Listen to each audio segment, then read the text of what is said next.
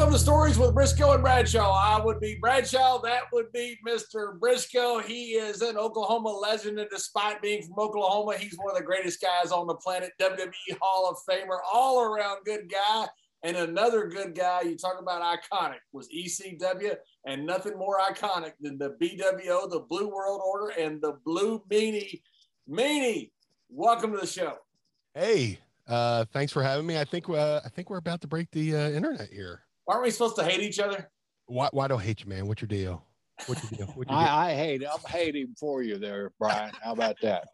Hey, Meanie. I got to know something. On my telephone, the background is blue there. Is that a special lighting feature you have, or did you go to Home Depot with your T-shirts and say, I want this particular blue, and they were able to match it up? Just a little swatch I took up to them. I have a couple ring lights here. I have a ring light here that lights me up. I got a blue light there and a blue light there that hits my background, and the wall's blue. And shout out to Mrs. Meanie for the aesthetic of hanging up photos. And I love Mrs. Meanie. Please give her my regard, a big hug, and a smooch at her afterwards. What a wonderful lady. How in the hell you ended up with that wonderful lady, I don't know, but congratulations. John, I don't know if you've ever had the pleasure of meeting Mrs. Meanie, but she is a wonderful young lady, and man, what a sweetheart to take care of Brian like she does, man. It's awesome. Meanie, you're a Philly guy. Yes. And I was later on in my career, me and Pat Patterson and Sergeant Slaughter were known as the Three Stooges, and it got down because Sergeant was so important to the company, and they didn't want everybody laughing at him all the time because they needed to use him. So he kind of got taken out of the student deal and put into the commissioner's role, where he was more authority and people didn't laugh at him all the time. But I understand your home and your part of Philly is where the original Stooges were actually from there. Do you know Larry Fine, or any stories about Larry Fine or any of those guys like that? Yeah, the Three Stooges, born and raised in Philly, Mo, Larry, and Curly. I believe Curly would be LA Philly. Mo were brothers, I believe. But Larry Fine, he lived in my neighborhood, and he originally had a friend who, I love having friends who are old heads who give you the stories about old Philly and stuff like that. They're like, yeah, Larry Fine, his family had a house like a block away from you. So it's pretty cool. And then if you go to South Street in Philly, they have the birthplace of Larry Fine, and there's a huge mural on the side of the building of him playing the violin. So it's now a restaurant, but you can go there and have dinner at the birthplace of Larry Fine from the Three Stooges. Awesome. You think in Stamford, Connecticut, they'll eventually have a mural of Pat Patterson and Gerald Brisco playing the violin somewhere, and as the old Two Stooges? Man, what a great deal that was, man. Coming out to Real American, and just, I mean, you had one of the highest rated segments in Raw history. The JBL takes credit for that, because I did allow him on my segment there, and the whole segment, Meanie, was me versus Ron Simmons in a singles match, and the Stooges versus Mean Street Posse. So that whole 15 minutes did an 8.6 rating, which I think could be the highest or second highest as regular rating. There was a higher, overall with the run over, but not regular rating, I don't think, on Raw. Of course, that guy that went to Hollywood and became a big star claims he's got the biggest rating, and we'll let him get by with it because he's a big star, and who knows, we might maybe get in little bit parts of his $1 million movies, and we'll become those stars too. But speaking of, Ron Simmons, he said him and Ron Simmons, what a stiff-ass match that had to be. Can you imagine that? Oh, wait a minute. You can't imagine that, Brian. Now, is that guy a stiff son of a bitch up in the corner there, or what the hell? Tell that. Brother. And then there was just to start this show off. Let's start it off with a big punch. Let's start it off with a big ass punch. Let's get it right out of the way. The people, and maybe we can figure out a way to keep them tuned in the entire show, but let's start off with a big punch. You, my friend, were thrown into the pit with that stiff son of a gun up there. And if I'd known it was going to be that like that, you could have come and asked me for advice, because I have a winning record. Not only a winning record, I got a dominating record against that big ass Texan up there. So, you know, Gerald is about 2002 is his record against me. I do have 2 victories. But I'm like, he does have 2 victories, but both victories, he caught me unaware of what was going on. Sort of like he got you kind of unaware of what was going on, Brian. It happens, man. I mean, brother hit me so hard, I thought I owed him money. But you probably didn't know it, man. But the little inside secret nobody knows about, he's a Cowboys fan, I'm an Eagles fan, and we just can't get along, man. And I hate the fact that Wilbur Montgomery left Abilene Christian, my old college, and went and became an all-pro for the enemies, the Philadelphia Eagles, and that was all the heat that there was. Yeah, it all goes back to football. So that's what started the rivalry between Layfield and Meanie was a football player there, right? Am I reading this right, or am I goofy? Well, you're always goofy. I'm just playing with you. Wow. Wow. Now you and I got him, brother. Wow. I can't punch as hard as that Texan. Don't tell it. Just for all of us curious guys out there, walk us through how that started, and I know you were the innocent one. I'm going to take your side on this. Wait a minute, Jerry. What?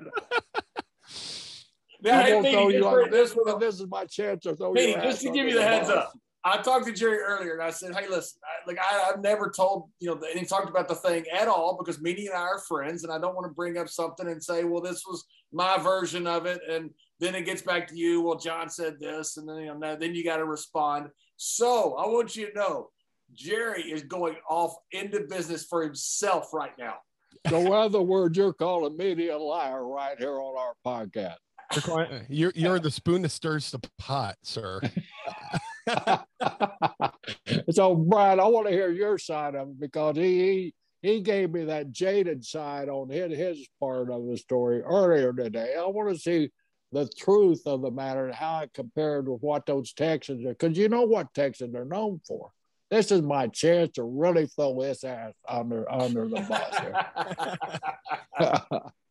He might not get you license plates on that bus, but he'll get you some serial numbers that you threw him under. Hey, man, I think, it just comes down to, it was a competitive atmosphere during the Monday Night Wars. Everybody's a little bit on edge and stuff like that. But, myself, I admit I had a comedy of errors on my part coming into the company. My first weekend in, I debut in Philly. We're supposed to be in Baltimore the next day and then go to Hartford for Raw. So me being the typical indie guy and never flying, I was like, oh, I'll just drive the loop. I'll go Philly, Baltimore, up to Connecticut. No problem. And then Earl Hebner goes, no, we actually fly you now. I was like, oh, fine, cool.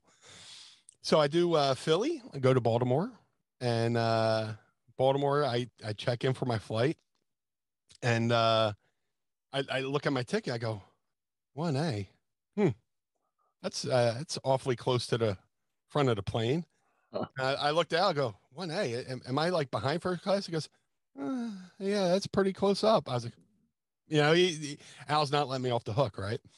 So I get to the plane, and I see my seat, and I go, oh no, I'm done for. I'm like, my first weekend in, they're putting me in first class, right?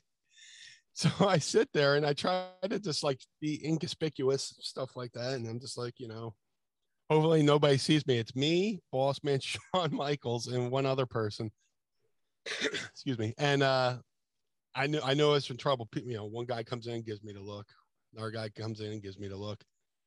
But it wasn't until Mick Foley walked into the plane. He goes, oh, Meanie, no. Meanie. This is like a horror movie. I was like, what, Mick? What, Mick, please take me with you.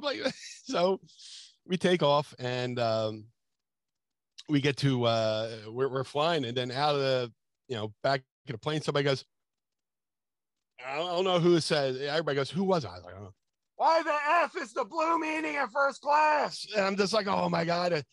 If there was a door next to me, I would have done the nasty plunge. So I don't know. You know what? I watched some of your interviews getting ready for this one, and I was talking to you this morning. I saw it maybe on Hannibal or something. I saw you tell this story. I don't remember it. I kind of vaguely remember you, so I don't remember that there being heat. I know if you were there would have been heat with the boys, but I don't remember if I yelled that out or not. So that was not something that I had long-term heat with. If that indeed was me, and back then that very well could have been me. Yeah, so I'm not denying it was me. It very well could have been me. I don't remember. I swear to God, I don't know who it was. Like, that's the $1 million question, who, that's like who was on the grassy knoll, who yelled, why the F is the blue Meanie in first class.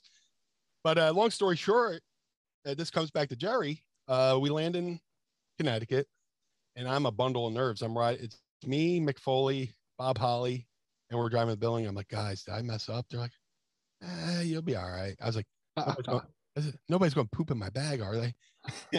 and Bob Holly goes, I don't think they poop in bags anymore, though. You'll be all right. But we get to the building, and I get called to like a side office, and it's Jerry and Lanza. And for whatever reason, Bob Holly came along. And you were like, Meanie, we know you're new here. Next time you know what to do, and it knows it's a mistake. But I just think I kind of like stumbled into the company, and I thought maybe I had a little bit of residual heat for the first class ticket and stuff like that. But as far as us, I can't really put a finger on it. I just felt like it all comes down to me being green too. I was only in the business a couple of years, and not knowing how to handle things. And you might have been saying things as a joke, and maybe I took it legit. Man, I was back in the day. I said a lot of stuff that I considered a joke that other people didn't. Yeah. In fairness, so his sense of humor is that way, Meanie.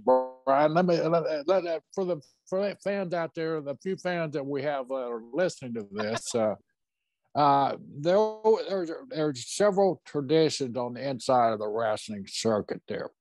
One of them is if you're a rookie, and sometimes you have absolutely no control over it. But if you're a rookie or you just come into a territory or organization and you get a ticket and it's a first class ticket, and you get on there and you see all these other guys, these big 300-pounders, all going to the back, and you're sitting over there in the corner hiding, and that's what you do. You kind of make yourself as small as possible so nobody will see you. Put a newspaper up over your head, but it never fails. They recognize you right away.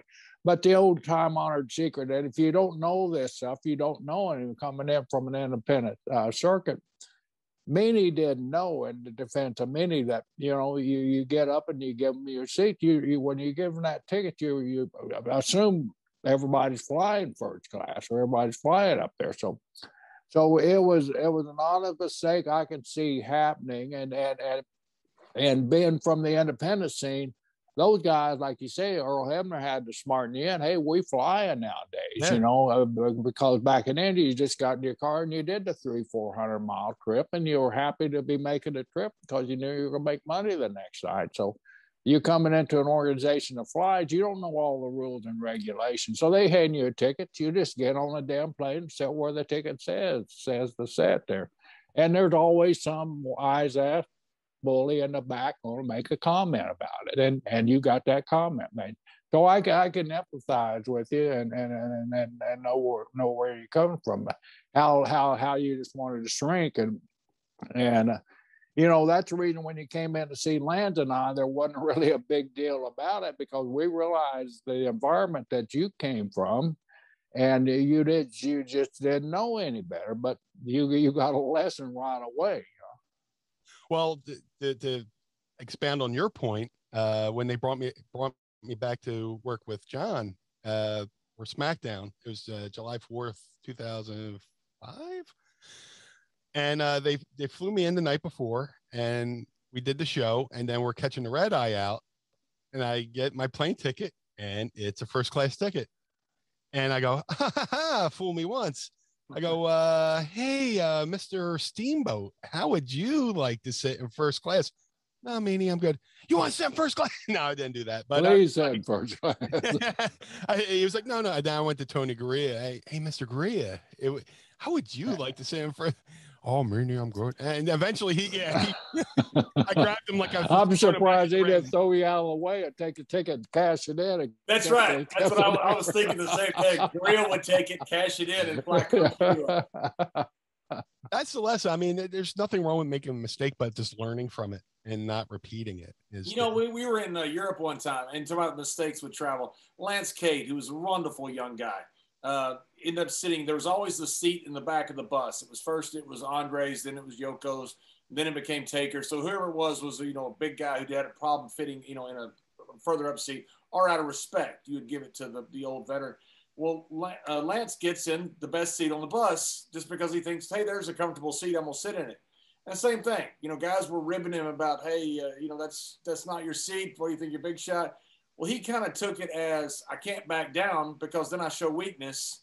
Finally, somebody pulled him aside and said, hey, Lance, they're trying to give you the heads up that that's for Taker, and that's a matter of respect. And when he realized it right away, things changed. But you don't know until you know. Right. Until you're in the thick of it, right in the middle. And when you're in it, you feel like there's a million cars coming at you from a bunch of different directions. You're like trying to, it's like that meme from The Hangover when he's doing the math in his head and you're just trying to figure out the equation. But it's the best answer is usually so simple. It doesn't come right away, and there's like a lot of things that, I was just green and just didn't realize I was doing them wrong until somebody pulled me aside and said, hey, this is what you should have done, and stuff like that. So you're the green Meanie back in those days. Extremely green. Well, speaking of green, the night you turned red in the ring. Thanks to Jerry, would you stop? Okay. Jeez Louise. Hey, man, Jerry, this is my one opportunity that I've had, and I'm taking advantage of it. Meanie, you got to understand, he's from Oklahoma. He's not that smart. He's not going to quit until he gets some answer. So, Jerry, I will say this, because I don't want to relive it. I didn't know that Meanie had the cut from Sandman. Right.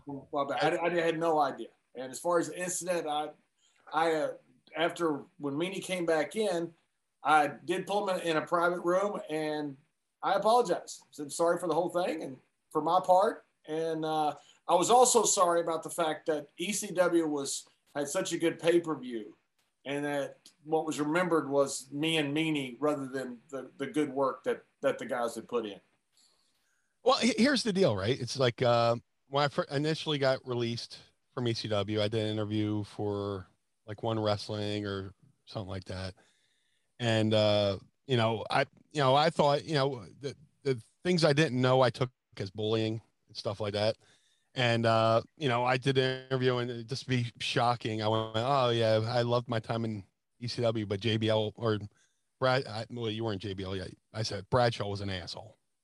And then I think that little quote became like the game telephone, where one person hears it, he tells the next person, how the boys are. And by the time it got back to John, it probably became Blue Meanie said, you're the, worst human being on the face of the world. People like to add stuff to it. So I think by the time it got to John, he was like, what's the heat? What's the beef with me? What did I do? But, and then just, things happen. We did the pay-per-view and everything happened. But the most important thing is, we got to that SmackDown, July 4th, 2005. And, John approached me and said, hey, you want to go talk? And I said, absolutely. And what was going through your mind, Manny, when he said that? Oh, my God. Here's the deal. It's like we've all been to TV, and there's signage everywhere, catering, kayfabe, Vince's office. And also, so as we're walking, I'm seeing less signage. And I'm like, I was like, if me and John go in this room and there's plastic on the floor, I'm running. It's going to be like Pesci and Goodfellas getting whacked as he walks through the door. But, John, we went in their room like two men, and he shut the door behind me and said, hey, we can either fight or we can make money. I was like, I'd like to make some money, sir. And we had a heart-to-heart talk. I explained everything at the time. how I thought he bullied me. And he told me about his experiences with the NFL and playing for the Raiders and, a little bit of, ball breaking ribs and stuff like that. Howie Long kicked his ass for 3 weeks in a row. That did happen. Oh, okay. You never know with Brisco. You never know. You never know. You just never know. You never know. But yeah, it's just like like there's one incident. Here's a perfect example of what I thought was bullying and how I probably could have handled it better. We're on a flight. I forget where we're going to. I'm a window seat. Matt Hardy and John are behind me. So John's talking about Vader. He's like, man, he does an amazing moonsault, But he's got funny hair and, he's a big fat guy. Imagine that. Big fat guy, funny hair doing the moonsault. I'm like, fuck, he's talking about me. And I didn't, I was always told that if somebody's rubbing it, don't sell it. The best sells the no sell kind of thing. But I think if I would just turn around and went, hey, John, I'm sitting right here. I think it just would have everybody would have laughed and we would have got on with our business. You know what I'm saying? And these are just like little things that play back into my mind that I took as bullying. And then. Yeah. And a lot of it was just ball busting. That's really what it was. And I meant nothing by it. Like that comment. I had no idea you'd take that as bullying. I'm just ball busting. We're on the fly. Yeah. We're just flying somewhere. I used to do that with, Godfather and Tate and Ron. We'd always say stuff and Gerald. We did that stuff with everybody. It's not just like we did it with the new guys. We did it with the old guys. That was just our way of having fun. And it was misconstrued a lot. And, I should have realized that some of that would be misconstrued from people that I didn't know. And the funny thing is, like, I was like the new kid at school. When you get in the wrestling business, you're always going through this process of reestablishing yourself. And you could have been the coolest kid in grade school, but once you go to high school, you're a freshman. And then you become the coolest kid in high school. You go to college, again, you're a freshman. And then you graduate college, and then you got to become an intern and start the process all over again. I might have been whoever I was in ECW, but now I'm in WWE. And I don't give a crap about what I did in ECW. I have to reestablish myself within that locker room. And I didn't want to step on any toes. I didn't want to get any heat. I just wanted to kind of show up, do what I had to do, get along with everybody, and go home to my family at the end of the day. So it's just a matter of, if I could put this brain in that body back then, a lot of this stuff that happened, between me and you probably would have been squashed right off the bat. If I knew how to react to it and sell for it properly, and I've learned over the years that people don't know, you just don't bust their balls. It's construed wrong, it's taken wrong, and I didn't even think about it at the time. Hope I'm a different guy now than I was then. Maybe I'm not. Jerry will tell you I'm not, because I still bust his balls. I sent Jerry a note every Thanksgiving for like the last 30 years and tell him how thankful I am that somebody discovered the natives here. And he gets so mad at me. And I sent him a note on Columbus Day and Thanksgiving because, we have everything but we have every rivalry you can have. He's a Okie, I'm a Texan. He's a native, I'm a cowboy. So there's a pretty good rivalry going on here. Also that, Brian, this guy, as you know, and we all are, we've traveled the worldwide, right? We've seen everything, And years ago, I have for my Facebook logo, because I didn't know any better. I had a carving of a Native American that I use as my, what do they call it, avatar? It's your Facebook or thing or whatever the hell it is. But my picture was a wooden Indian. So John got the bright idea. No matter where he traveled, I think he would pay people to take him to wherever they had a Native American carving at. That's right. And he would stand there with his arm around the guy, hey, Brisco, I ran into your uncle in Belarus, Russia, or wherever else. So I have these Native American photos of John all over the world. And, we'd make comments back and forth.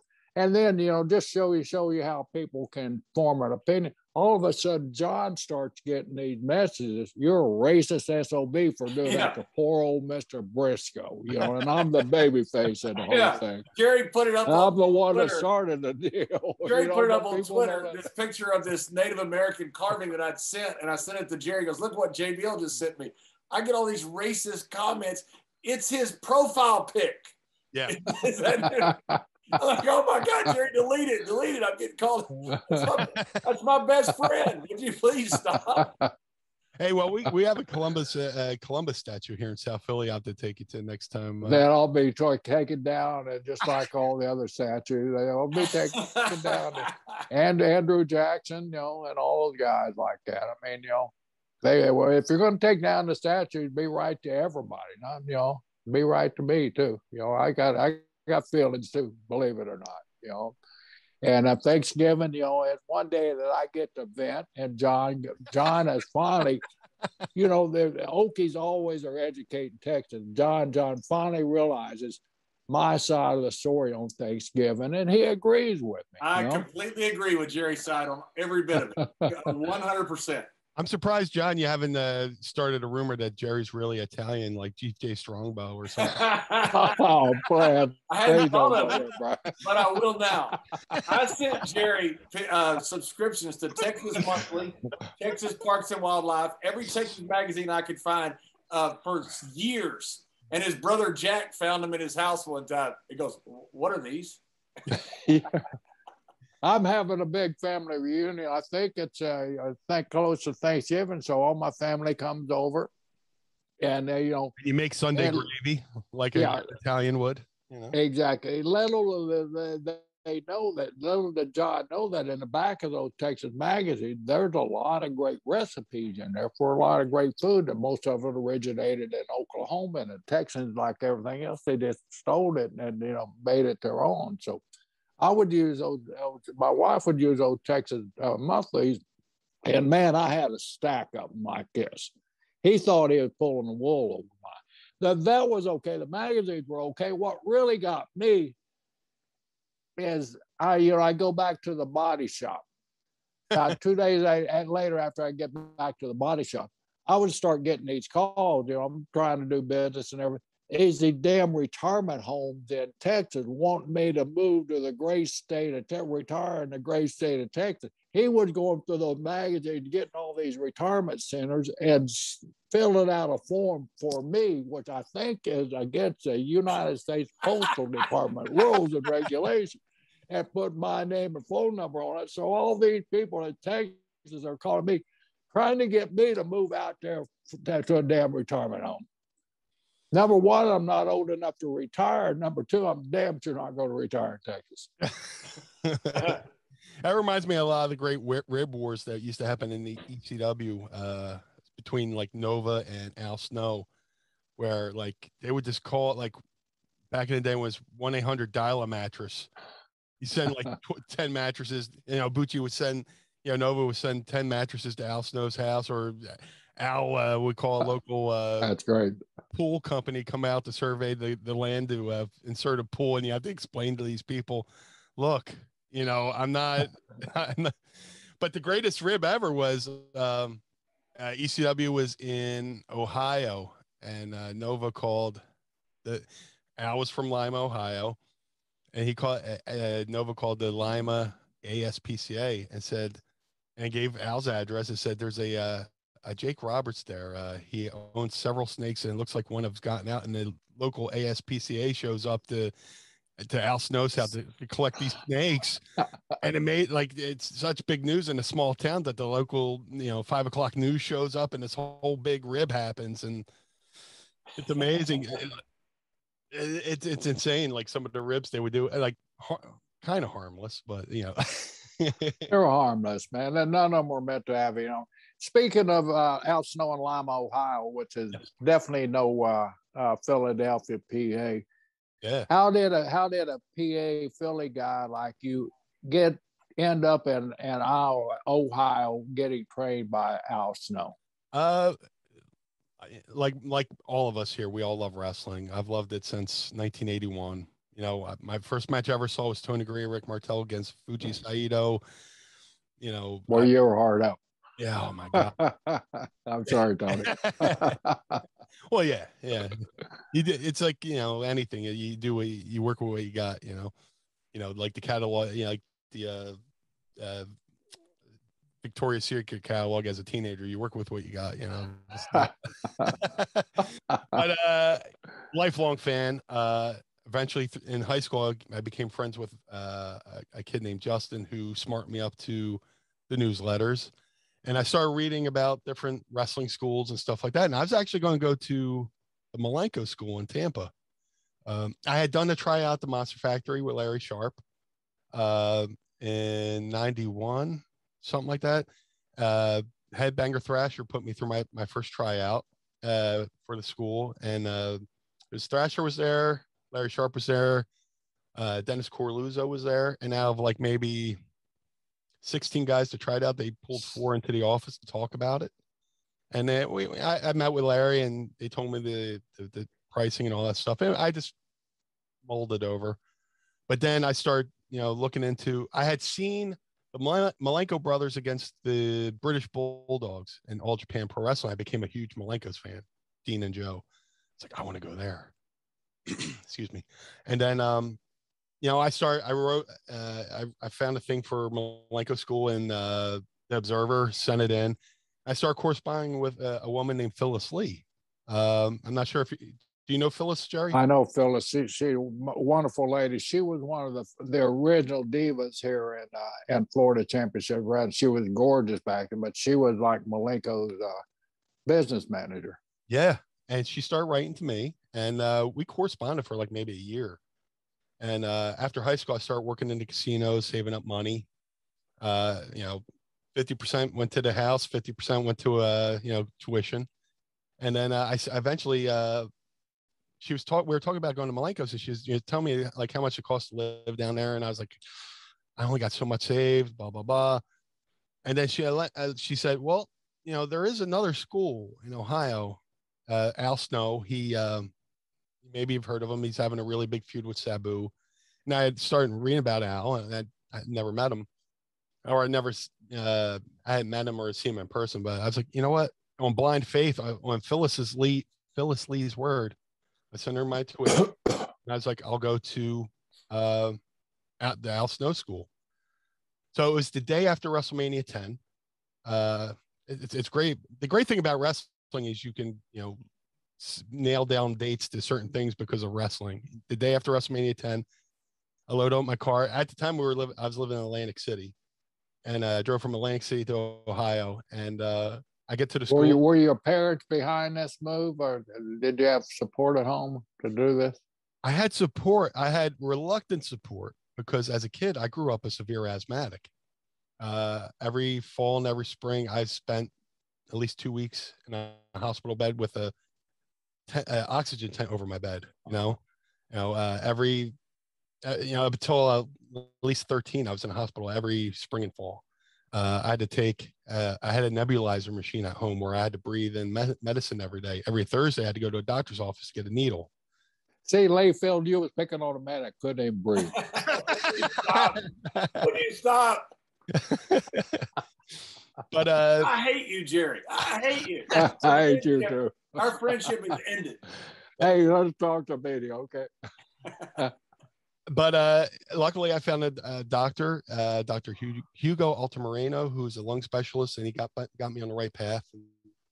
So, you know, but the whole time I'm telling my family, I want to be a pro wrestler. They're like, that's cute, you know, knowing that, you know, I couldn't play football in high school. I was allergic to the field, you know, because I was allergic to grass. I couldn't play football. So, and they didn't have amateur wrestling. They got rid of him my sophomore year. So I couldn't really do athletics, but I wanted to do this thing that was highly athletic.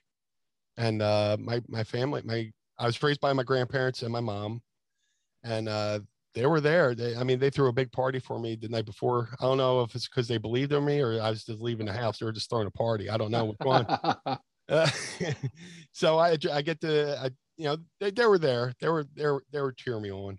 And I go to Al's and I get there, and that whole drive there was another story. You know, my bad. My alternator dies in Columbus, Ohio. A windshield wiper flies off during a rainstorm. Is like planes, trains, and automobiles. With John Candy. Anything that could happen happened. So I get there. I go. And Al's school was amazing. It was in an old Masonic temple. There were 7 stories. We had 6 and 7. And I go up, and like his school looked like a miniature version of the Manhattan Center. Because we had the floor the Masons had. So there's like the arena, and then there's like a balconies around and stuff like that. And there's like little dressing rooms and stuff like that. And there's living quarters in the place. So I go up the elevator. I go, hi, is Al Snow here? He goes, hi, I'm Al Snow. I'm leaving. Because he had to drive up to Northern Michigan to get pads for the ring from Dan Severn. So like I'm sitting there, just new kid in town, and I'm with his students, and there's like all these characters there. They got one guy, the lumberjack, who called himself the lumberjack, and Pete the pirate. And then it's just like one of those things where like, I hadn't even seen Al Snow wrestle. I'm going here, and I'm sitting there with these guys. Hey man, you want to see me practice my entrance? I'm like, yeah, all right. Had you called Al to let him know you're coming? I did all this through Phyllis. Phyllis was So did Al know you were coming? Oh, Al knew I was coming, but we had never talked, which is a huge leap of faith. I sent a couple grand to Phyllis Lee, and wow, Al's expecting you. And I'll hear all the horror stories about training. People take the money, you go show up to the school the next day, and there's no school. Here I am driving 13 hours to Ohio, and just on blind faith. And it was actually the best risk I could have taken in my life and my career, because Al became a big brother to me. He had been in the business at that time 13 years, and then he was starting to make a name for himself with his feud with Sabu, and eventually, I lived there for like a year. In a couple months, he started making waves with Smoky Mountain, then went to WWE. But the time I spent, he was my big brother. I grew up, I have a sister, but she was so much older. I was technically an only kid. So he became the big brother I never had. Did you have a place to stay when you were going out there already? Or how did that go? Yeah, that's cool. That's the thing. Like Malenko's, I would have to pay like $600 a month for like an efficiency. An apartment. Yeah. An apartment. But at our school, you live in the school because there's living quarters. Like I said, there's like the first floor is you walk into the arena. That's the school part. Going down the hall, there's Al's office. Around there's bedrooms. And then there's stairs and a balcony with more bedrooms. So when it came to training, it was kind of like a football camp where he did morning sessions and afternoon sessions. So every morning I got up at 9 a.m. I worked out with Al for 3 hours. And then he would take a break for the afternoon and come back about 6 or 7 and then do the night sessions, because his school, some guys came from all over to train with Al. They would come over from Indiana. They would come down from Michigan, from Canada, Pennsylvania, all over. So not only was I, there's a lot of times where I'm working out with different guys from around the world, like Canada and stuff like that. We had somebody come over from England. We had somebody come over from New Zealand. I'm working with all these different people. And then sometimes it was just me and Al, which was like awesome. But like some of the best lessons with Al is like when he would go to, it's kind of like school. We have a road trip on Friday. Al's got a booking. That was like our trip to the museum, in high school, Huh. So I would drive with Al to whatever show he was doing in Michigan or wherever. And those car rides were the best learning experience I could ever ask for, just either if it was a group with us or just one-on-one, just, what I would talk to Al about certain things and he would explain certain things, but then I would go and watch his match and he would do the thing he explained to me in the car. This is so I could see him do it and visualize it. So on the ride back home, he's like, did you see me do the thing? I was like, that was brilliant, and car rides like that, I picked up fairly good on like, the ins and outs in psychology of just, traveling with Al, because, and that's why I think, I wish a lot of the kids today had that experience of, be able to, everybody's flying everywhere now. The best thing you can do as a young talent today is get a crew, find a booking, 4 or 5 guys in a car, drive 13 hours to a booking, and just, have a shared experience and, just talk about the business and the love of the business and stuff like that. But I'm sorry. No, I'm sorry. Go ahead. And one of the differences now is you don't have, we didn't have these, we didn't have the phones, right? We didn't have the internet, we didn't have cell phones, we didn't have any of that stuff. So it's just us in a car. I rode with Al a lot. I love Al. I think Al's a great guy.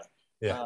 And by the way, he hasn't aged. I'm not sure what happened, but I saw him the other day on Facebook. He looks like Thanos now. I mean, he looks like a freaking Avenger. I'm like, what the hell? I look terrible and I'm falling apart. He's becoming Lee Haney. So, what do you mean falling apart? Yeah, I done fell apart. But we didn't have anything but each other. Yeah. And so I don't know if we'd have had the cell phones and the social media and all that stuff. I think we would have still had the conversation in the car, but we didn't have the option. And now these young people, they have a brand to look after. They're looking after their social media brand, their Twitter brand, their Instagram, their TikTok, all that different stuff. We didn't have any of that. We just went to the next town. Yeah, and I mean, there's several road trips. Like if you're in the mountains, you got no radio, you got to turn that off. And you're forced to talk. You have conversations. Shared experiences. Learn about somebody. There's guys I train with who are still friends with me to this day, because we had that social interaction of learning about each other, going outside, and one weekend when we I was away, I went to Canada with the Canadian students and hung out and got to go to Canada and came back. And it was like a really cool learning experience. And like, Gerald, you said, how a boy from the East Coast, get used to living in Ohio. It was a little bit of a culture shock too. I was basically an only kid, leaving home for the first time. And, when I was out there, I was hit with a little bit of a sucker punch, 2 months into the training experience. My grandmom calls and tells me, my grandfather's dying of cancer. And, that was like one of my first life challenges, just what do I do? And my grandfather gets on the phone and says, don't come home. Just, this is your dream. This is what you're going to do. Do it. My grandfather, he wasn't even like, my blood grandfather. He was, through marriage and stuff like that, but he raised me like I was his own kid. And he was my biggest hero. And, occasionally I would still, do a weekend trip home, see how everybody was doing, but he said, don't you dare quit. Do this. So that added to the fuel of, I needed to do this. I had to do this because I'm missing quality time at home with my grandfather, who's, he had asbestosis from working in chemical plants for years. So he was like, nope, you do this. And, that was a bigger, even a bigger motivating factor. I can't screw this up, Was Al one of your big factors for getting into ECW? ECW was that comes separately apart from Al. There's a couple little Easter eggs for me to try to get in ECW. Al, I had gone to a couple shows with Al.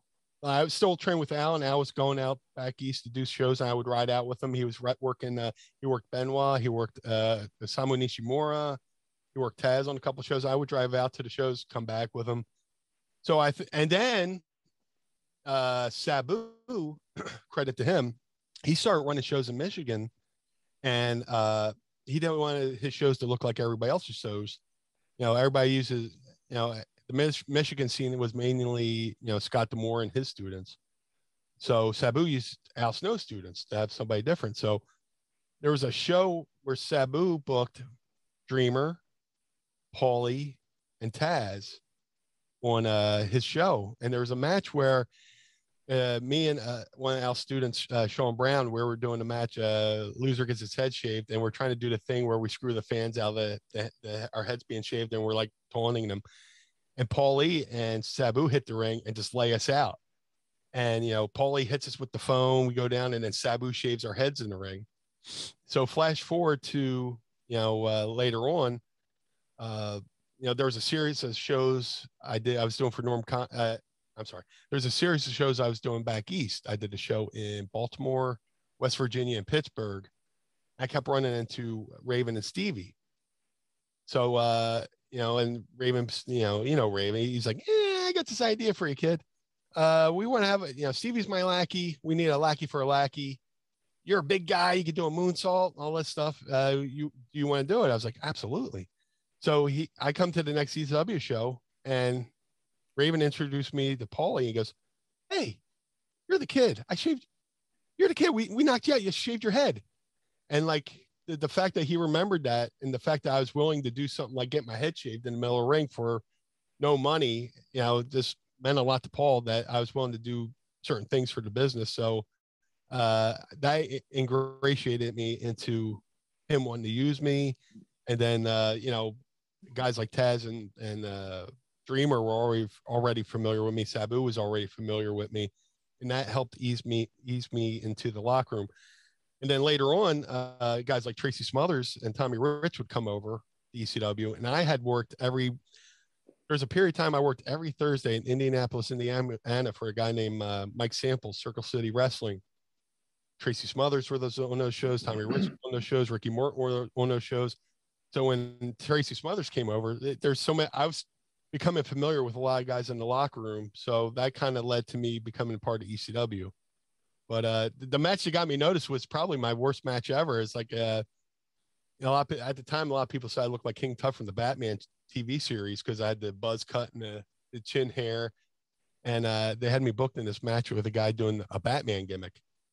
And local legend, TC Reynolds, he was like, hey, kid, here's another, hey, kid, the more they pay me, the more I bump. And they ain't paying me that much tonight. I was like, oh, great. So we had the match. It was what it was. I did the missed the Meanie salt, and the ring was as hard as a boxing ring. It's horrible. But I get to the back, and I know Raven's having this match. Just like, I want to watch Raven's match. I watch his match, and then after his match, he comes by. I go, good match, Raven. He goes, hey, nice moonsault. I went, oh, you watched my match, So and that led to the next day him pitching the idea for me becoming Stevie Richards lackey, like a lackey to a lackey to a lackey, and kind of like Russian dolls. One in the goes up. Jerry, wasn't Tracy Smothers or Freddie Joe? Wasn't that name a rib off you? Freddie Joe Floyd. My brother Jack's true name was Freddie Joe Brisco, and of course my first name is Floyd. And Vince had been after me for months and months to create a character for Brisco Brothers Body Shop, but I'd been around a while, and I didn't want a character for Brisco Brothers Body Shop that was going to be a jobber. I just did. And Tracy, I got, what a great worker, what a great person Tracy Smothers was. So I had no issues with Tracy at all. I said, guys, there's got to be another way you can go with Tracy. Tracy's too talented to be locked into that, because we had Duke the Dumpster, we had Adam Bob, we had all these guys, but they were all lower mid-card guys. And if you're going to use Brisco Brothers Body Shop, I don't want no lower mid-card guy. I want a John Layfield that's going to be a top guy, and portraying that character. So, Vince, just making me shut up. He said, okay, we won't do it. Shut up. Okay. So the next day I'm sitting in a damn production meeting. We're going through the list of matches. All of a sudden we come down.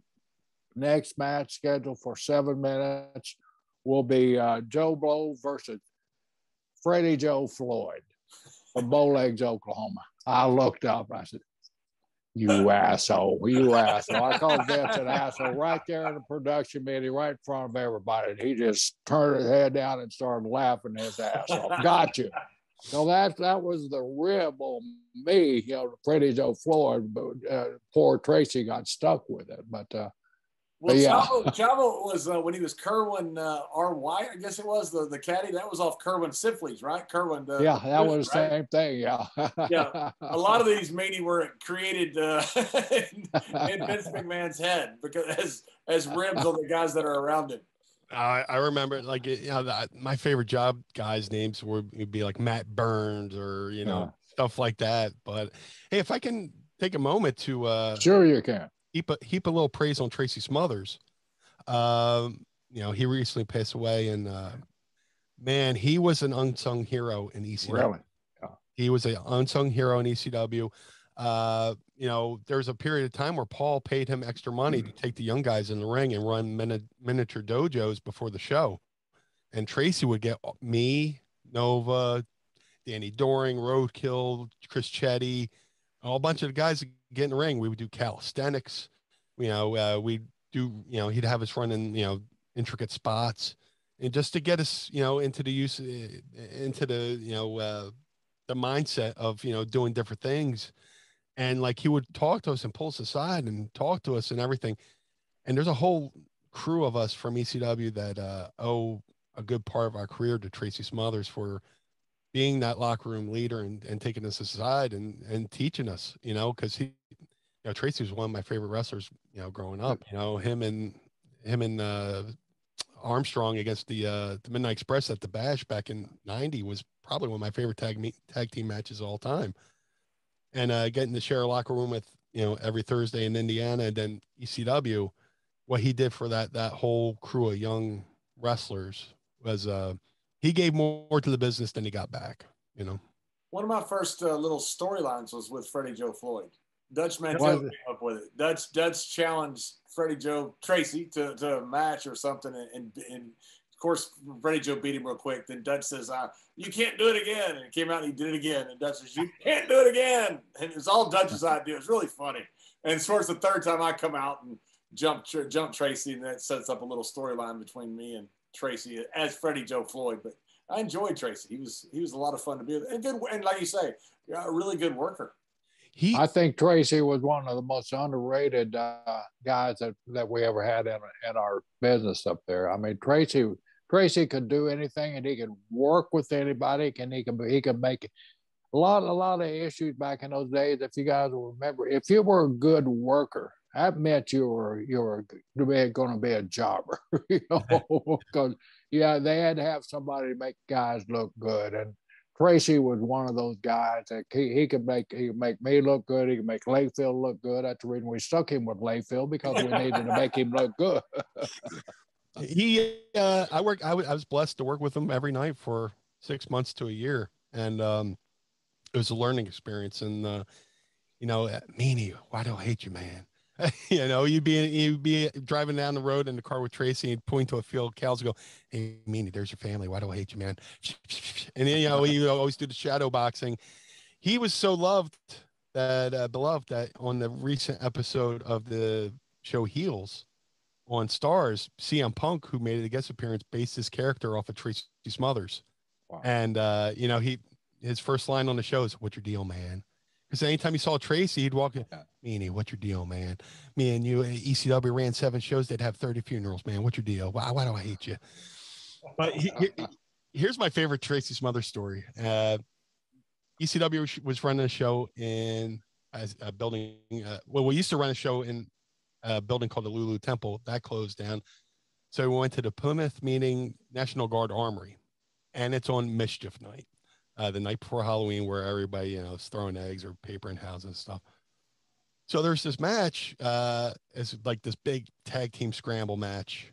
Gangsters, Eliminators, Dudleys, and Balls Mahoney and Axel Rotten. So all the teams are in the ring, except for Balls and Axel, who are making their ring entrance. So during the course of the entrance, there's this crew of college kids in the crowd. There's a local college right there in Plymouth Meeting. These frat boys, and they're all wearing white T-shirts, and one guy's shirt says "Fight Me," and it's spelled F-I-T-E, me, fight me. And they're just being rowdy and loud. So you know, during Balls Mahoney and Balls and Axel's entrance, Balls and Axel go over there and, you know, slap a fives with the guys. You know, hey. Well, then a crew of the guys grab Axel and pull him over the rail, and they start clubbing on him. Well, the locker room, I mean, the ring, everybody in the ring saw that. The Gangsters, the Dudleys, and the Eliminators hopped the rail. Somebody in the locker room yells, "Riot!" The locker room clears. So a call goes out to the local police. There's a riot at a National Guard Armory on Mischief Night. SWAT team comes out. All the cops come out. Lights everywhere. Woo, woo, woo, woo, woo.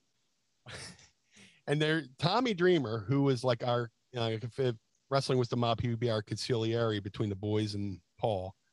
He's out there trying to be a peacemaker with the cops going, hey, Big must not understand. He's talking to the cops, right? Out of the corner of his eye, he sees Tracy Smothers, who is wearing nothing but a towel, shampoo coming down his face. He leans into Tommy and goes, I'll get the dogs. And starts shadow boxing the canine dogs like and Dreamer said it was like one of those scenes in the movies where somebody jumps on a grenade and goes, no, and grabs him, pulls him back into the building. And Tracy Smothers, amongst all this chaos, in just a bath towel and shampoo, is ready to fight, canine dogs. And then the next day we're leaving. That was a Thursday night. The Friday night we're driving up to Queens. It's me, Jim Malino, and Paulie. Louis Dangerously. We're driving to New York, and we made the local news radio. They had the news ticker.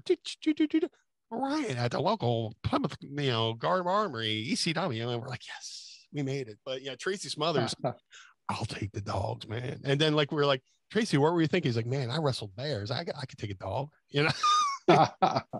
We almost had a riot, Jerry. Remember when the ECW invaded us in Philadelphia with the boys, not with the crowd? Yeah. I was going to bring that up, John, and I'm glad you brought it up. Go ahead with the question. But Meanie, I want to say this is the closest I ever came to really kicking Bruce Pritchard's ass was this night. Was you involved? I mean, when I found out, you could ask Bruce. Well, I think Bruce was scared to death. I was ready to kill him.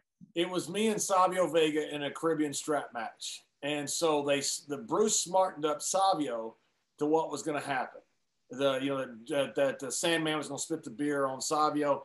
And he said, the one thing you do, he said, is grab the cowboy and don't let him go over the rail. Because no shit. And so, but right before I went out, Lanza didn't want to take the risk of, I don't know why they wouldn't, I'm not smarting me up to this. And he turned to me, he goes, hey, if anything happens, don't go over the rail. And I said, Jack, you wouldn't tell me if anything happens if something isn't going to happen. And he said, well, I'm just telling you, something could happen in the one corner with Savio. And if it does happen, just understand it's part of the show. And so when we went out of the ring, Savio went over there and we went on the wrong side. Savio goes, no, we got to go over here. And right then I realized this is where the spot's got to be about to happen. And so when it happened, Savio put the rope around me. He didn't know Lanza had smartened me up. And he goes, just stay here with me. Stay here with me. It's okay. Let's go back in the ring. But by then I'd figured, I knew that was all part of the show. But the boys in the back had gone to Gorilla and they were just about to head out. I did. Nobody else was smartened up. I did go out. Did you? Was you there, Brian? Was you there? No, I was not there. Actually, I was at Raven's house watching it. And we had an idea something was going to happen. He was like, yeah, I heard, Paulie and Tommy and Dreamer are going to be at ringside. And then I guess for extra, their form of security, we had other guys placed in the building. Perry Saturn was there. A couple other guys were there in case, I don't know if it would ever happen, if the boys hit and they come to protect us or whatever, something like that.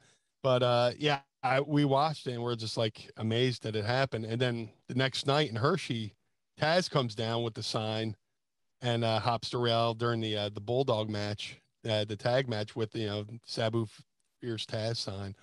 But what was the atmosphere in the locker room like when you went to the back? Like, didn't you? Well, mostly... As soon as we got back, Lanza smartened up the guys when they came up, because by then nobody could stooge off what was going to happen because it already happened.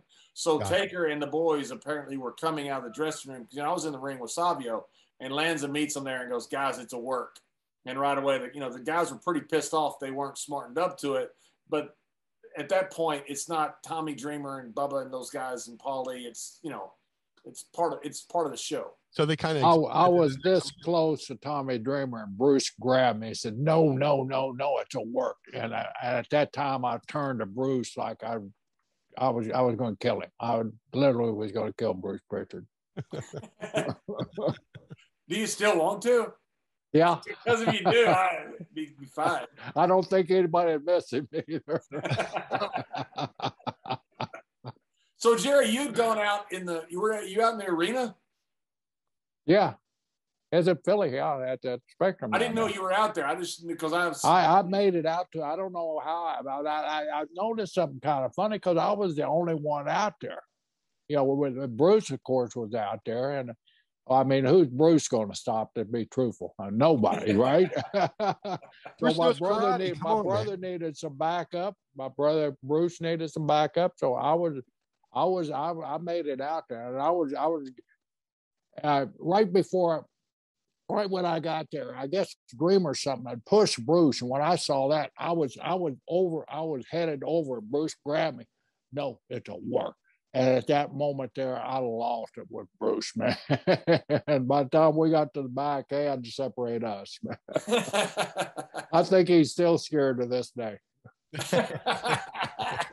Well, I didn't have a clue. That was the greatest thing that, in my experience, that I ever had seen, because nobody knew about it except you and Savio and Bruce and Vince and the truck and the ECW guys. And I noticed when I come out there, several of the ECW guys' eyes got pretty damn big, and like, you don't know, Yeah, but Tommy was close enough in my reach where I could have killed him if Bruce hadn't stopped me.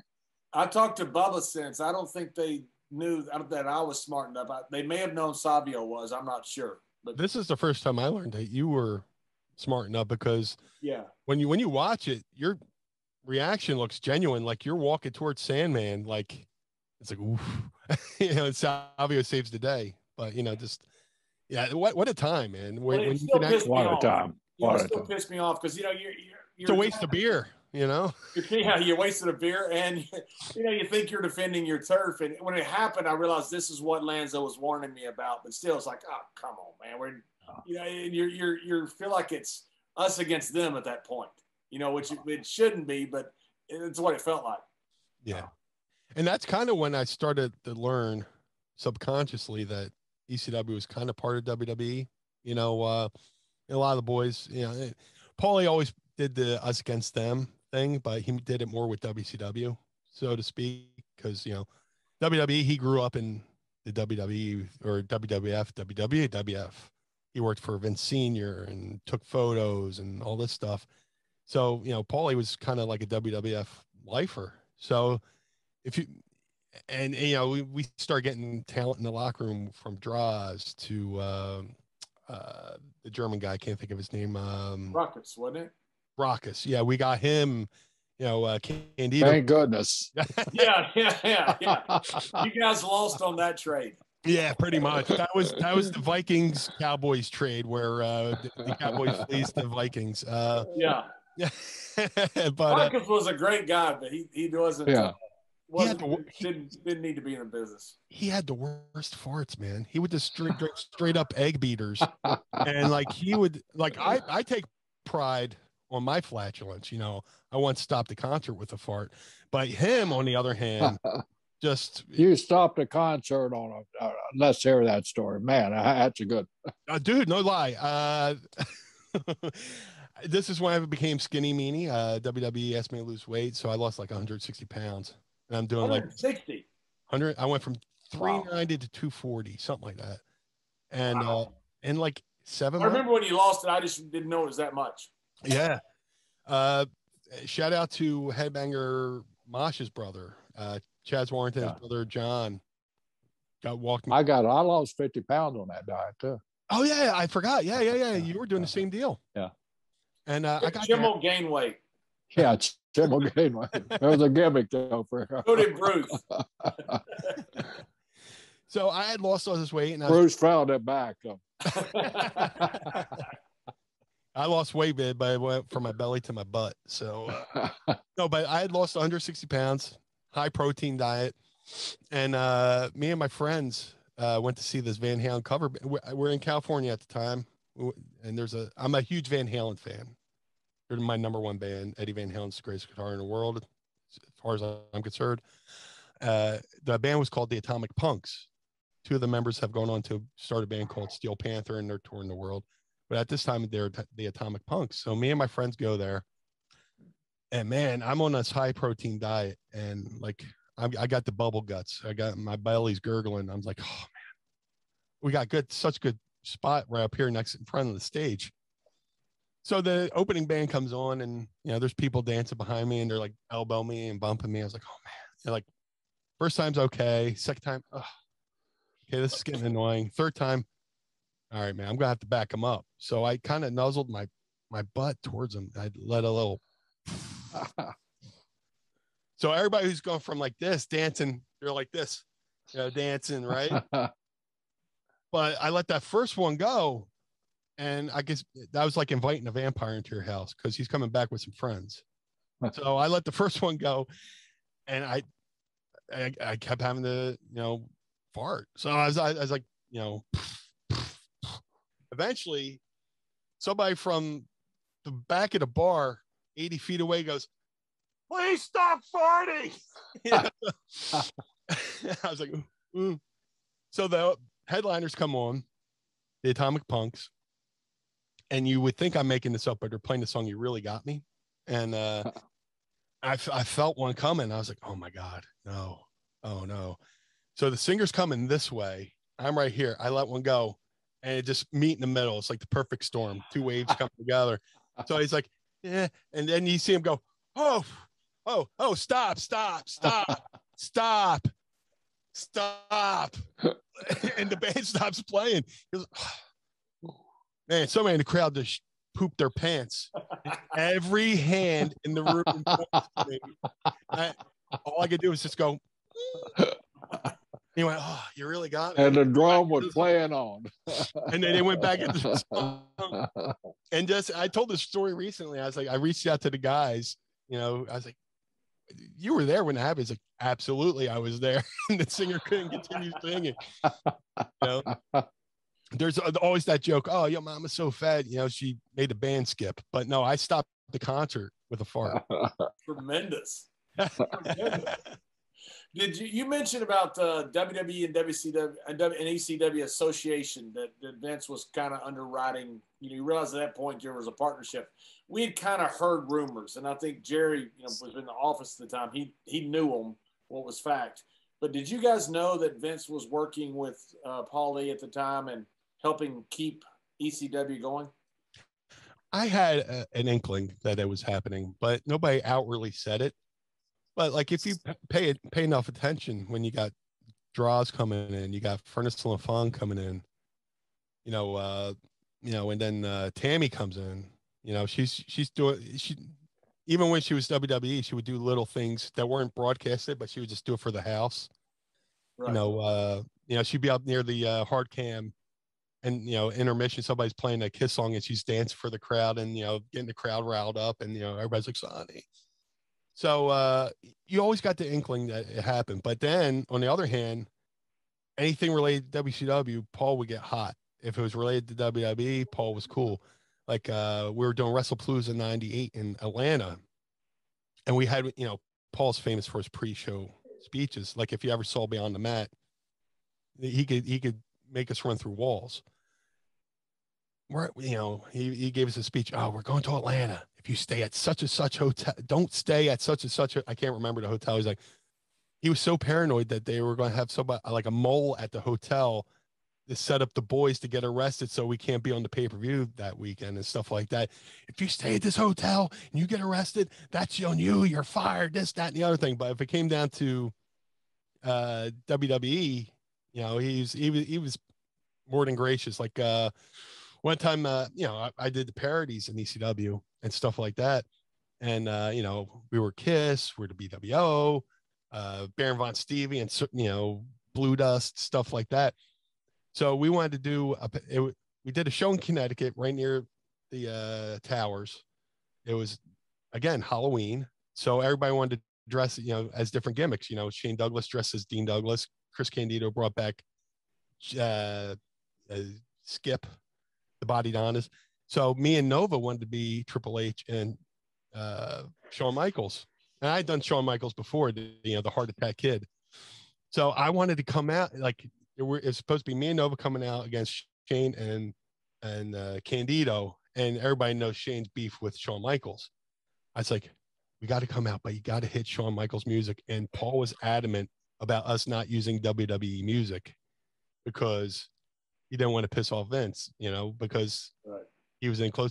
But you always hear stories about like how Vince was, Paul was at in the writing sessions and stuff like that. And then there's different things we were doing in ECW.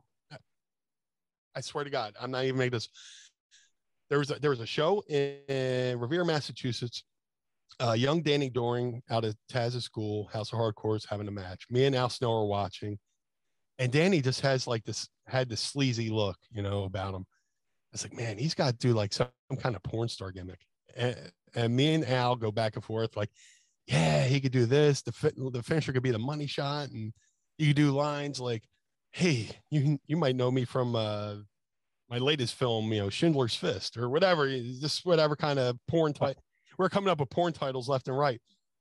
Me and Al Snow go over to Paul. We got this idea for Danny Doring, the name of the move, saying all this stuff. He goes, guys, that's a great idea. You just came up with a character. That's so good. 6 months later, hello, ladies. And then Val Venus debuts in WWE, finishers the money shot. You might know me from my latest flick, blah, blah, blah, blah. And their kicker is when I went to WWE, Val would come find me and ask me to help him do promos on Raw. And I was like, he did something, you know, just like me and Al came up with the character for somebody in ECW. Paul sold it to Vince. And then I go to Vince, and the guy who, you know, they put it on comes to me and asks me to do the promos. So what was the skinny, Gerald, with Paulie and Vince?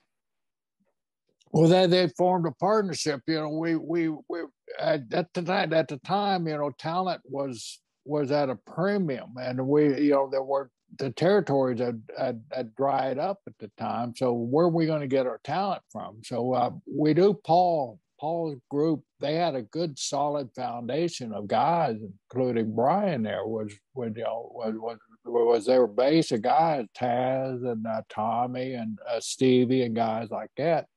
And we couldn't get talent, of course, from WCW unless we outbid them. And Paul was easy to outbid because he had no money. So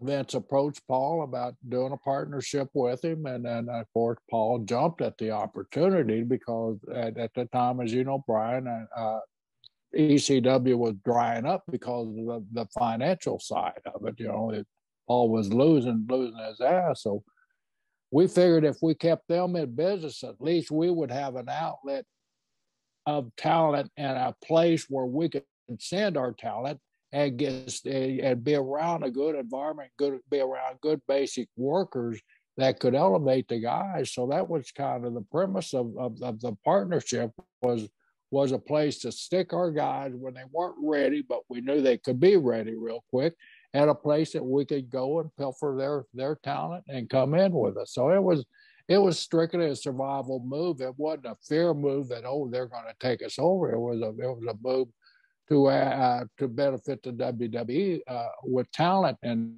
a place for us to store talent and bring them back in when they got ready. So it was a simple move, but, you know, of course, everybody blows it out of shape, you know, but that's all it was. I mean, and it worked out good for both companies. Yeah, I mean, the matches that we had together, you know, Jerry Lawler and I were kind of the two guys who really took on ECW. It was awesome. Yeah, I could have wrestled there every night of the year for my entire career. You know, they hated me and Lawler so much, you know, because we're the ones that really went after them, you know, hard. It was incredible to be in that environment. I've always thought, Meanie, that NXT is similar to the fan base of ECW. Maybe not the same demo, but it's the same passion, the same underground feeling that ECW had.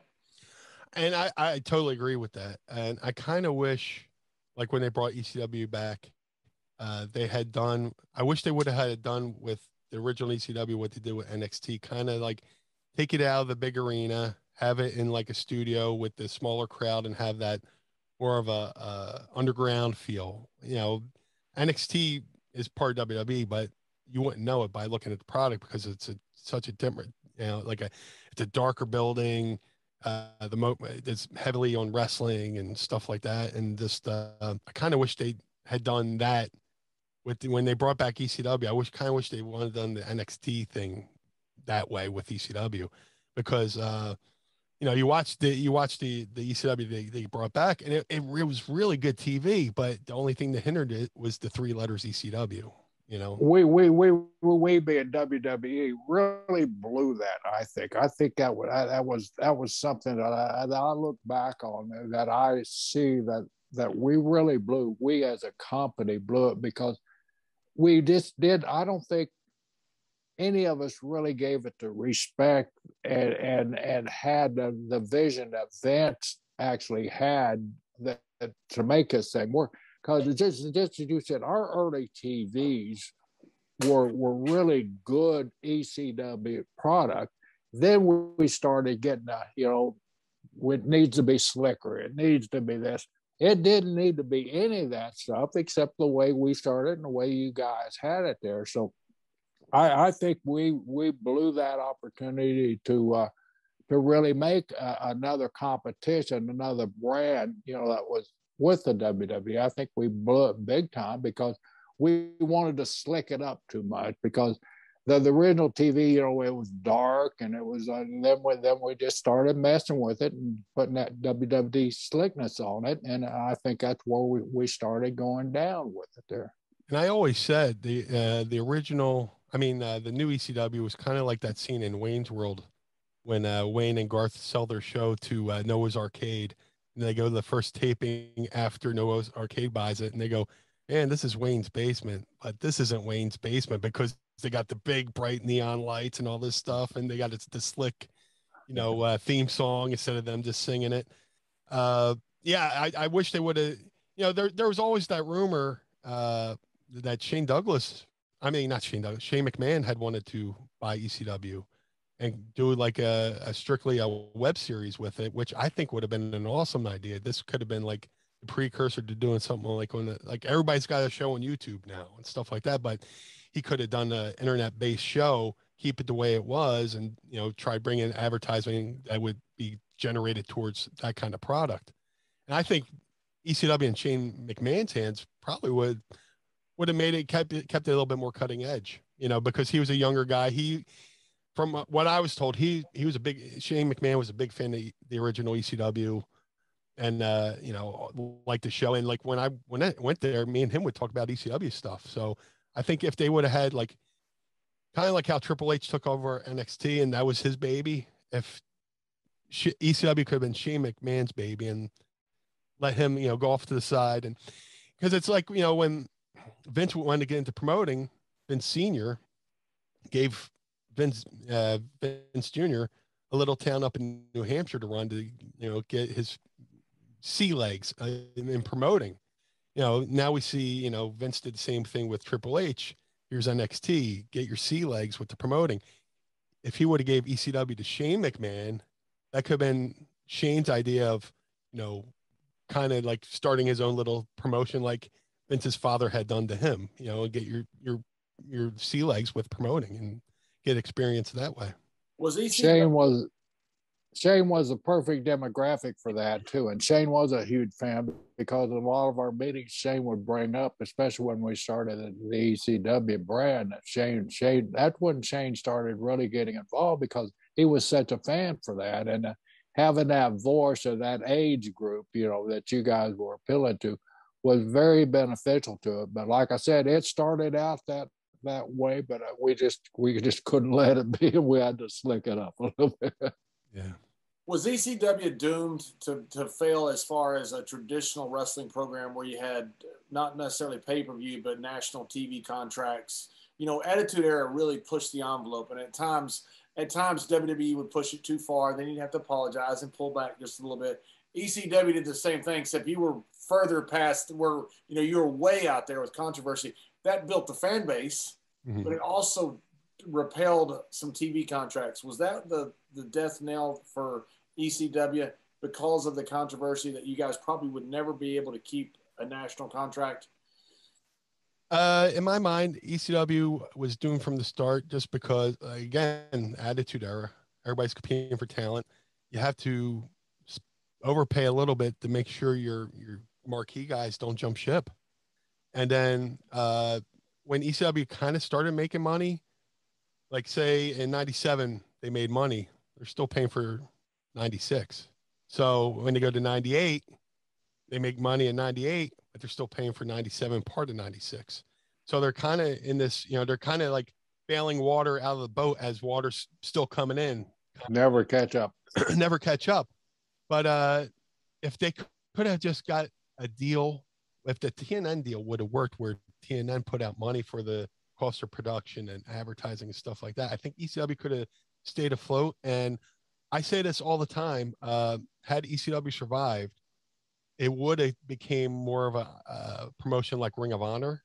What became Ring of Honor was started, with Gabe Sapolsky, who was Paul Heyman's protege. Gabe learned from Paul. He was a disciple of Paul and learned everything from Paul. And those early Ring of Honor shows were so awesome because of Gabe Sapolsky, and his influence. I think ECW was starting to slowly turn towards being a Ring of Honor because there's so many younger talents, like more cruiserweight talents coming in. There's a little bit less blood, a little bit less crazy stuff. And I just had this conversation the other day. People there's this misconception that ECW every match was a bloodbath. You would have like the main event or like a co-main event that was a little bit crazy, like the Dudleys, and then you had New Jack do some crazy stuff. But the underneath, there's some great wrestling between Jerry Lynn, Tommy Rogers, Bobby Duncombe Jr., Brian Lee. We had a great crew of really good workers. Tracy Smothers, Little Guido. But I think as time went on and it got to be around 99, 2000, and Rob Van Dam, I mean, he was our Shawn Michaels. WWE had Shawn Michaels, we had Rob Van Dam. He was our Shawn Michaels. He was our star. I think had ECW started making money and survived, it would have became more of a more marketable, being more based around athletics and stuff like that, like a Ring of Honor. Yeah, and it was such a good angle there during that time. I don't know if it got forced in that angle because of NWO and the great angle in WCW, but right after that, just months after, was the invasion angle with ECW, and it was done really, really well. It was a lot of you guys came in. The time that you had as Blue Dust, I love Dustin. I wrote a lot with Barry Windham and Dustin, for a couple years. Dustin's a good guy, but he's very, very creative. You had to have a lot of fun working with Dustin as Blue Dust. I had so much fun with Blue Dust. And the fact that people still bring up the match me and Dustin had at St. Valentine's Day Massacre to this day is a testament to, Dustin and Goldust. And, he really took me under his wing. I started doing Blue Dust in ECW. I was doing the parodies, and right around the time Dustin had done the naked Goldust promo with the Intercontinental Belt, Paul pulled me aside at a show, and Jim Thorpe said, "You're coming up to the TV studios Monday, and we're going to recreate that promo. You'll be naked with have a little Meanie doll, which I think you can see right there. I still have it. And I was going to recreate that. So, and this is, the time that the character Blue Dust almost got me arrested. So we go up to New York. I buy all the paint, get there, get ready to go paint myself, because we're going to go to the local park and do this vignette. I forgot to paint. So I open up my gear bag. I'm like, where's the paint? I'm looking for it's Sandman who's there. Sandman, Raven, Sandman's wife, Lori, Tyler, Paul, Stevie, camera crew, everything. Sandman goes, "Yeah, what's up? What's wrong?" I was like, "I forgot to paint." Don't say anything. Yo, Meanie forgot to paint. Stooshed me right off. So Dreamer goes, "All right, let's go to the supermarket and find something." So we hop in Dreamer's car. We go to the supermarket. We get cake icing and blue food dye. So we go back to the thing, and the most, bromance thing you could ever do is me and Dreamer making this concoction of cake icing and blue food dye, and I'm putting it on my front, and Dreamer has to like slather my back with this blue food dye. And where we're shooting is 2 blocks away from the TV studio, so it's summertime. It's July. There's gnats, and I'm covered in sugar. And so we're walking, and we're like, oh man, if the fans could see us now, right? So we do the promo, and the promo surrounded around the time Raven had Stevie on a mission to find the dirtiest, skankiest woman on the planet. Eventually, he had brought in Divine Brown from the Hugh Grant scandal, all this other thing. So Stevie does this whole hype going, hey, boss, I found the dirtiest, skankiest woman ever. I present to you Blue Dust. And I'm there. Now imagine it's a park in a small New York suburban neighborhood. There's a swing set. There's a bridge to the sliding board and all that stuff. You got this 300-pound naked man laying on the drawbridge with the little doll. And I start doing this promo, welcome to my playground. Or I quoted a Ron Jeremy line from the Vacuum Clean Salesman or whatever. And Raven does his line going, Raven was supposed to say, sorry, Stevie, she's not feminine enough. And he kind of flubbed his line and said feminine. But I didn't sell it. I didn't go, I just did the Blue Dust. So Paul comes over and goes, you did great. He flubbed the line and you didn't break character. You blah, blah, blah. And while he's building me up saying I did the right thing, this big spotlight shines on us. And instead of me just covering up, I go, oh, I jump up and there's my big pale buttocks. It, look like an oatmeal buffet, just everywhere. And we're like, oh my God, there's the cops, blah, blah, blah. And a cop comes over and goes, I don't know what you guys are doing, but please stop. I don't want to do the paperwork. And we're like, yes, sir. Yes, sir. I'm pulling up my shorts and then, imagine this, me naked, Raven, Stevie, Sandman, Lori, Sandman's 7-year-old son, Tyler, and a film crew. It looks like a bizarre porn set or whatever. And when Sandman goes, yo, can we do one more scene? And we're like, shut up. So I did Blue Dust and almost got arrested in the park doing Blue Dust, start doing it at the arenas, go to the WWE, and I'm in the Job Squad, and the Job Squad's kind of starting to devolve. Al's breaking off here, Bob's going there. Well, they do this thing where Goldust steals Al Snow's head. And Goldust, the master of the mind games, I pitched to Vince Russo. I was like, hey, Goldust is the master of the mind games, and he stole Al Snow's head. I'm in the Job Squad. Why don't I bring back Blue Dust? I'll play mind games with the guy who plays mind games. Start to feel. And he's like, listen, he's like, you know what? He's like, yo, bro, go get your gear. Yeah, well, we're doing it. I was like, do you want me to get new gear? He's like, nah, just wear what you wore in ECW, which was not much to say. It was a pair of Looney Tune pajamas I spray painted blue. And I think I dialed it up with some airbrush art. I was like, are you sure? Yeah, bro, just get what you wore in ECW. I was like, okay. I was going to go buy the whole real Blue Dust, like Goldust and stuff like that.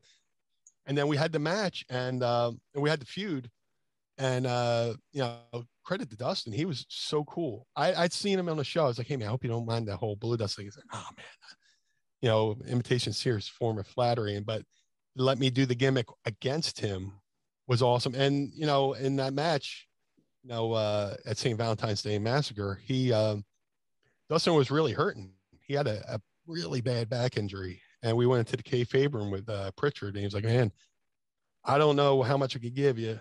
And he's like, do what you can. So we based on the match we did, we had a lot of fun.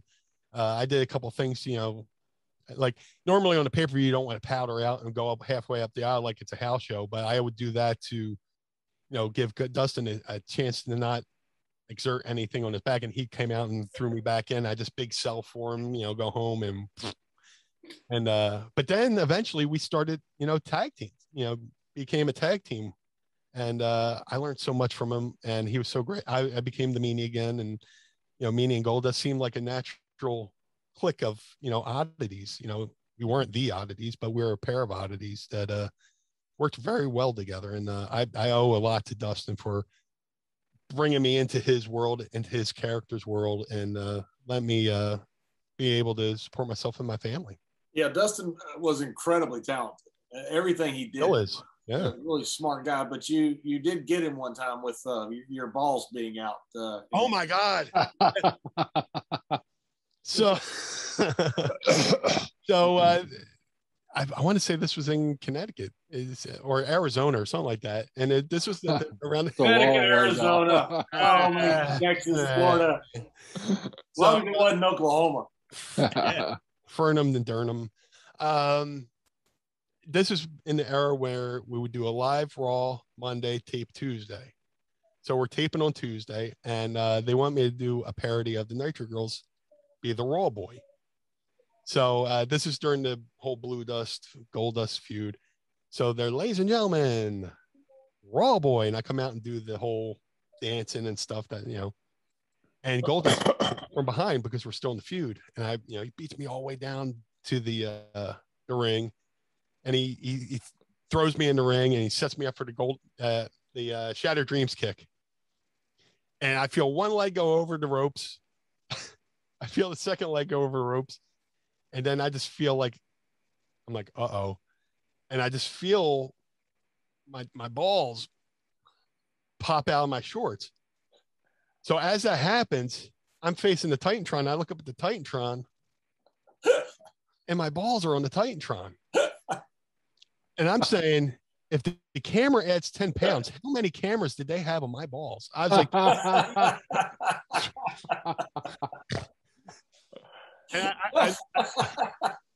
I look from the. That's where the term testicular or fortitude came about. It looked like a baby in a beanbag chair. It was just... So I go from the Titantron, and I looked at Dustin, and Dustin goes, he's trying not to, he gives a kick. I sell. Wait a minute. What are you thinking though when your balls are out on the Titantron? I mean, are you not? What is your golf? They have made more cameos than any part of my body. It just like, there's times in ECW where I'm laying there on the dead cell, and then, Malino's telling referee Jim Malino, tell Meanie his balls are out. Now the ref goes, no. I'm just laying there. This is before that was before I learned to wear tights underneath my Daisy Dukes. But here I am wearing Daisy Dukes. But it happens. It's just like anything. You can't reach down, and I got enough heat for fixing my pants during the thing. Tuck my boys away. So we get to the match. The segment's over, and we go to the back. And this is one of those shows where the production truck was in the building, and I get the golf clap from all the boys at the monitor. Give me the golf clap, like, Meanie. And guys were coming out of the production truck, Meanie. I go back to the bathroom. I'm like, yes. And I go in the back, and me and Dustin in the bathroom. He's like, man, it just looked like a pair of hooves. It looks like you were giving birth to a baby. Baby. I was like, man, I'll never live that down.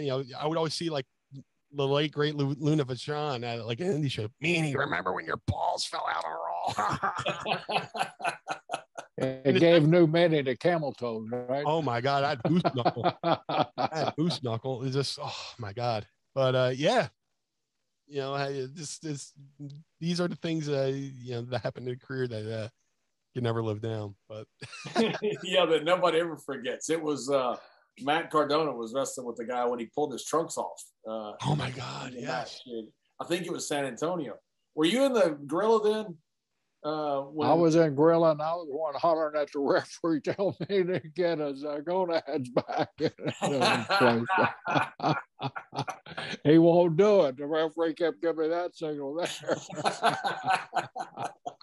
Then there's an incident I think we might all relate to. I was wrestling in Detroit for ECW. I was wrestling Jason Knight. Paul had us doing the loop, and he was having Jason, Stevie had just left for WCW, and I was just trying to find my way doing a series of singles matches with Jason. So we're in Detroit, and we're having the match we've had around the loop.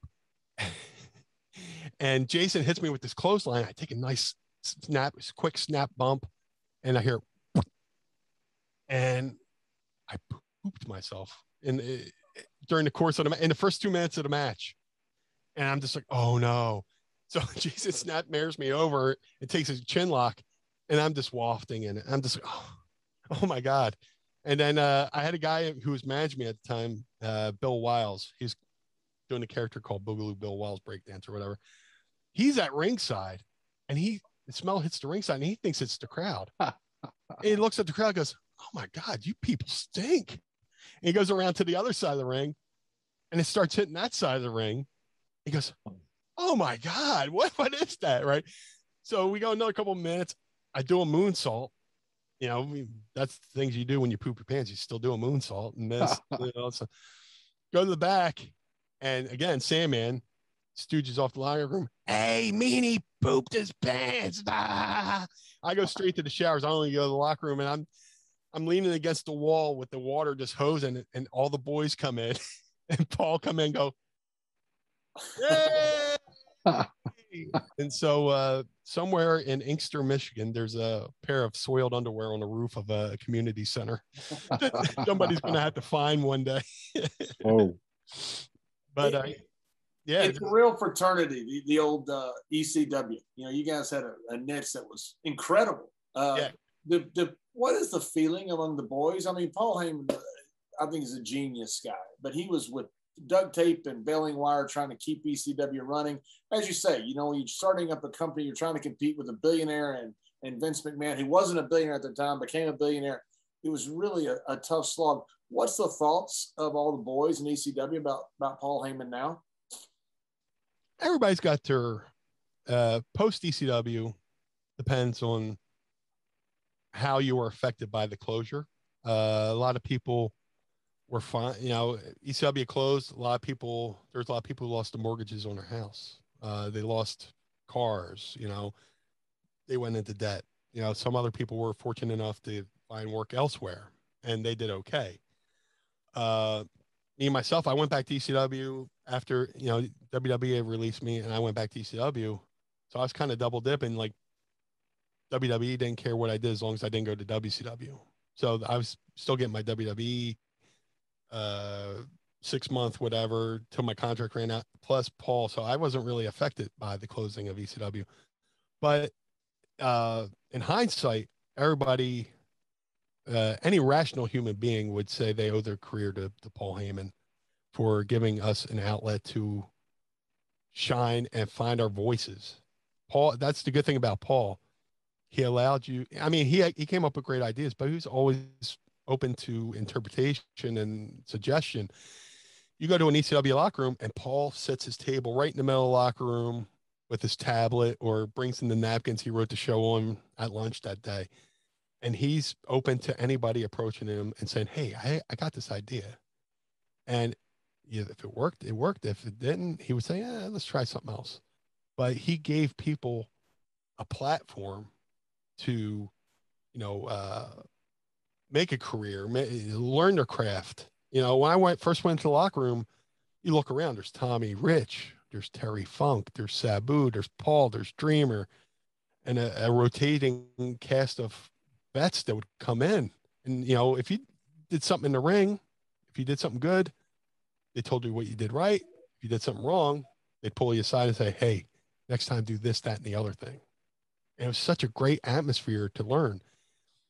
And now it was a little bit crazy. It was a little bit like ECW was one part Animal House, one part Slapshot, Major League, with a little bit of Rocky Horror Picture Show thrown in there with the crowd, because the crowd was like a Rocky Horror Picture Show. They knew the chants, they knew the songs, they knew your back history. Before you even went to the ring at the ECW wrestling show, the fans had your whole bibliophile in their head, your biography.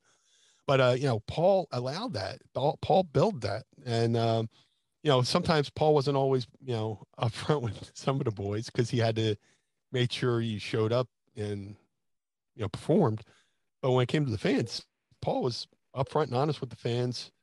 And, you know, if we did good, we did good. If we messed up, we admitted it. And it was just it was a great atmosphere. I was only in the business a year and a half when I went to ECW, and I made so many mistakes. And there's so many things you probably should have fired me for. You know, there was an instance where I went to a WCW pay-per-view incognito, you know, just I was like, yeah, I ain't going to sit front row, but you know, it's like my first year in the business. I'm sitting there, and the camera caught me on. They caught me on camera. So the next, you know, week, I go up to the studio, and Paul and Perry Saturn go, "Oh, you're that guy from the WCW show," you know, stuff like that. And Dreamer pulled me aside, said, "Hey, Meanie, look, understand, you're in a different atmosphere now. If you go to a show, you should be in the back. You shouldn't be in the stands." You know what I'm saying? From perception. And that's, you know, another lesson I learned. But Paul forgave me and knew, just like Jerry forgave me with the first class ticket thing, you know, and allowed me to make that mistake and learn from that mistake. So, but, you know, it was such a great learning tree, that locker room. In hindsight, I can't say anything bad about Paul. I was a green as grass kid, a year and a half in the business, who had no right to be in the wrestling ring because I grew up asthmatic. And it's kind of like a Rudy story, you know, just, I shouldn't have been there. I shouldn't have gone as far as I did, but I did. You know, how I grew up against all these different odds and stuff like that. And Paul allowed me to be me. He allowed me to, you know, my character was originally based off the Yellow Submarine character, but eventually it became more of me just with the volume turned up, and Paul allowed that. And I owe it to him. I owe it to Raven. I owe it to Stevie, Nova, all the guys, you know, Tommy Rich, Tracy Smothers, all the veterans who pulled me aside. And Paul created that atmosphere for people to grow and learn.